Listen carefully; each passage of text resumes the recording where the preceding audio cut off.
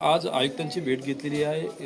जी काय भरती प्रक्रिया आहे त्यामध्ये गोंधळ पाहायला मिळते. त्या संदर्भात आपण भेट घेतली, काय सांगाल? मी याच्या आधीही आयुक्तांची एकदा भेट घेतली होती. एक 9-10 महिन्यापूर्वी आपल्याकडे सर्व पेपरामध्ये ॲड आली होती की 1600 जागांची नवीन भरती ही ठाणे महानगरपालिका करणार आहे आणि इतरही महानगरपालिकेने आपल्या आपल्या महानगरपालिकेत तरुणांची भरती होणार आहे म्हणून ॲड दिले होते.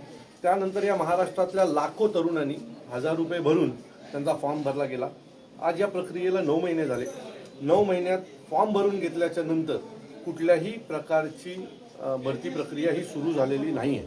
आणि मला असं वाटतं की या तरुणांच्या एक वय असतं, त्या वयाच्या आतमध्ये ज्या मुलांना गव्हर्नमेंटचे जॉब लागू शकतात. जर हे पुढे पुढे जायला लागलं त्यांचं ते वय कमी जातं, मग अनेक तरुण त्या स्पर्धेतनं बाद होतात.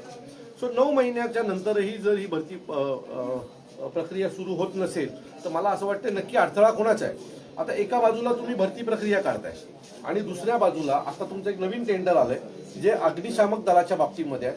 तुम्ही तिथे 150 मुलं कॉन्ट्रॅक्टवर भरणार आहेत. जर तुम्ही 30-150 मुलं जर याच्यामध्येही त्यांच्याकडनं फॉर्म भरून घेतलात, पुन्हा एक नवीन फॉर्म भरून कॉन्ट्रॅक्ट सिस्टीम घेत असाल तर नक्की ही भरती परीक्षा ही फक्त कॉन्ट्रॅक्ट जे कोणी ठेकेदार आहेत यांच्यासाठी थांबली आहे का, किंवा कोणाचा दबाव आहे का आयुक्तांवर या स्पर्धा हो रे.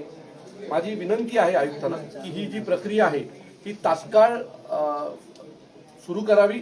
नाहीतर या सर्व मुलांना घेऊन ज्यांनी फॉर्म भरलाय त्या सर्व मुलांना घेऊन येत्या काही दिवसामध्ये ठाणे महानगरपालिकेवर एक भव्य मोर्चा आम्ही काढल्याशिवाय राहणार नाही. दादा, एकीकडे बघितलं तर या सगळ्या भरत्या काढल्या जातात, कॉन्ट्रॅक्टवर घेतल्या जातात, त्यांना देखील व्यवस्थित पगार मिळत नाही, त्यांची देखील हेळसांड होते, असे प्रत्येक प्रकार. यात फक्त 2च लोक प्रॉफिटमध्ये आहेत, एक अधिकारी आणि दुसरा कॉन्ट्रॅक्टर.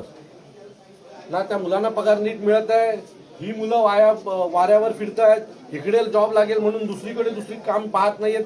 या सर्व तरुणांच्या विचारांची आणि मनाशी खेळलं जाते ठाणे महानगरपालिकेकडनं.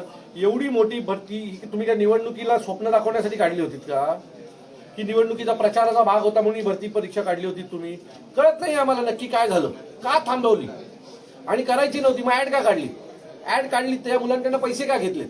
पैसे घेतलेत तर मग 9-9 महिने पैसे वापरतोय कोण या सर्व मुलांचे? आता जर 1 लाख फॉर्म जमले असतील तर तुम्ही विचार करा पैसे किती जमले असतील 1000 रुपयाप्रमाणे.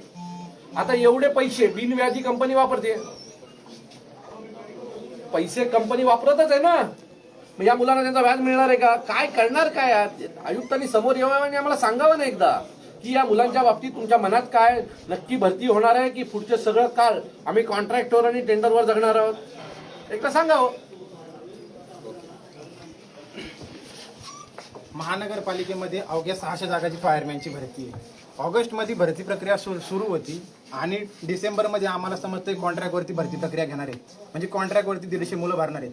मग तुम्हाला जर परमनंट भरती काढायचीच नव्हती तर तुम्ही फॉर्म का भरून घेतले आमच्याकडून? 1000 रुपये का गोळा केले? महाराष्ट्रामध्ये 15 ते 20 लाख पोलीस भरती निघती, 15 मुलांची पोलीस भरती निघती आणि 3 महिन्यामध्ये ती भरती प्रक्रिया पूर्ण होती. ते पोराला आज जॉईनिंग लेटर डॉक्युमेंटसाठी बोलवले आणि 300 रुपये चलन घेऊन आणि 1000 रुपये घेऊन महानगरपालिका भरती प्रक्रिया घेऊ शकत नाही का? मीरा भाईंदरला आमचा 4-5 महिन्यापूर्वी एक्झाम झाली महानगरपालिकेची, रिटर्न झाली, एक लिस्ट लागली आणि तिथलचे भाजपचे आमदार मेहता साहेब त्याच्यावरती स्टे लावतात. ही कुठली पद्धत आहे? कारण त्यांचं म्हणणं आहे जे मुलं कॉन्ट्रॅक्टवरती काम करतात त्यांना परमनंट करा. कॉन्ट्रॅक्टवरती परमनंट करण्याऐवजी ज्यांनी सरळ सेवेने भरती ह्या मुलांचं काय करायचं? मग जर तुम्हाला कॉन्ट्रॅक्टवरती जर मुलं परमनंट करायची तर तुम्ही भरती प्रक्रिया का चालू केली? तेच प्रकार सेम कल्याण डोंबिवलीला झाला. कल्याण डोंबिवलीला देखील भरती प्रक्रिया राबवण्यात आली, एक्झाम झाली, मार्क लिस्ट लागल्या आणि आज 4 महिने झाले तर तुम्ही फिजिकल घेणार. अजून येत्या 2 महिन्यामध्ये पावसाळा सुरू होईल. पावसाळा सुरू झाल्याच्या नंतर 6 महिने भरती प्रक्रिया अशी जरा काढणार, म्हणजे मुलाचे 2-2, 4-4 वर्ष वायाला घालणार का तुम्ही? ज्या मुलाचे वय आता शेवट आले, शेवटची भरती, त्या मुलांनी काय करायचं? कॉन्ट्रॅक्टवरती तुम्ही 20, 21, 22 हजार रुपये पगार देताय. मुंबई शहरामध्ये त्या मुलाला राहणं शक्य नाही, याच्यामध्ये कॉन्ट्रॅक्टरचे खिसे भरताय का? तुम्ही जे भरतीला स्टे लावतात ह्याच लोकांचे कॉन्ट्रॅक्ट घ्यायचे, एकदा पाहणी करा ना. म्हणजे का तुम्ही मुलाच्या आयुष्यासोबत खेळताय? आज 3-4 महिन्यांपूर्वी पोलीस भरती 2 मुलं ट्रेनिंगसाठी जातील अजून 2 महिन्यांनी आणि आमचे पोरं गेल्या 1 वर्षापासून तळतळ करतायत. उपायुक्तांना 2 वेळा भेटून गेले, फक्त आणि फक्त एक हे देतात, आपलं आश्वासन देतात आता चालू होईल मग चालू होईल. मुलं 6 महिने झाले, 1 वर्ष झाले मेहनत करतात, प्रॅक्टिस करतात. इव्हेंट पण असे हाडीत अग्निशमन दलाचे 1600 मीटर लॅडर, रस्सी, रोप रोज प्रॅक्टिस करतात. मुलं थकले हो, मानसिक तणावामध्ये गेले तर काय करणार? शेतकऱ्याची मुलं आहेत, सर्वसामान्य गावातून गरीबाचे पोर आले ते शिकतात, 20,000 काम करतात. आणि जर अशी भरती प्रक्रिया झाली त्यांच्या आयुष्याचं काय होणार आहे? मी शासनाकडे आणि आयुक्त साहेबांकडे विनंती करतो, भरती प्रक्रिया लवकरात लवकर राबवण्यात यांनी आणि ITR देखील आम्ही दाखल करून आम्हाला जर काही योग्य माहिती जर मिळत नसली तर ही भरती प्रक्रिया काढून काय विनंती आहे. शेवटी दादांना आम्हाला हात जोडून विनंती केली, दादा चला आमच्यासाठी तुम्ही तरी उभा राहा. आणि दादांनी एक शब्द दिला, चला मी तुमच्यासाठी काहीतरी करतो, आणि ते इथपर्यंत आले. हीच आम्हाला कुठं दादा आपण बघितलं असेल एकीकडे इलेक्शनच्या टायमाला बेरोजगारांना नोकरी देऊ हे सगळे आश्वासन दिले मी जाते, तुम्हाला सांगतो पण बेरोजगारांचे हेळसांड चालू आहे. इलेक्शनच्या दरम्यान यांनी दिलेली सगळी आश्वासनं बघा, मागची आणि आत्ताची, निवडणुकीला रेटून खोटं बोलायचं, आश्वासनं द्यायची आणि नंतर या मुलांची खेळत बसायचं. माझं मत आहे त्या पैशाचा व्यवहाराचं काय झालं, एवढे कोटी रुपये जे तुम्ही जमा केलेत ते त्याच्यात पुढे काय झालं हे एकदा कोणीतरी तपासलं पाहिजे. ते पैसे वापरतोय कोण, ठाणे महानगरपालिका वापरते की कुठली एक कंपनी, कुठल्या मालकाची कंपनी वापरते, हे देखील आपण बघायला पाहिजे.